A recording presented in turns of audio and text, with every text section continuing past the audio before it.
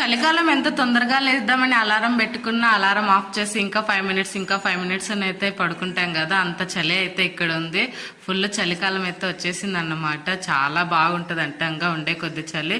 ఈ చలికాలంలో త్వరగా అయిపోయే బ్రేక్ఫాస్ట్ చేద్దాం అనుకున్నా, కానీ ఇంకా అందులో నేను లేచే టయానికే చాలా టైం అయిపోయింది. ఇంకా స్కూల్కి అయితే ఎలాగో సెలవు కాబట్టి ఇంట్లోనే త్వరగా అయితే బ్రేక్ఫాస్ట్ అయితే ప్రిపేర్ చేస్తూ ఉన్నా.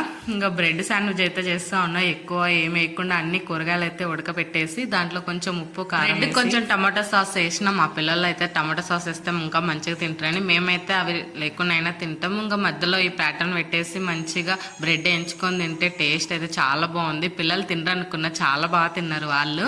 వాళ్ళ కోసం ఇడ్లీ కూడా చేసిన. ఇడ్లీకి బదులు ఈ శాండ్విచ్ బాగా నచ్చింది అనమాట వాళ్ళకు. మాకు వారానికి ఇచ్చే బ్రెడ్ ఇలా చేస్తే మటుకు తొందరగా అయిపోతుంది, లేకపోతే అయితే అసలు బ్రెడ్ తినబుద్దే కాదు, అందులో తినకూడదు కూడా ఎక్కువ.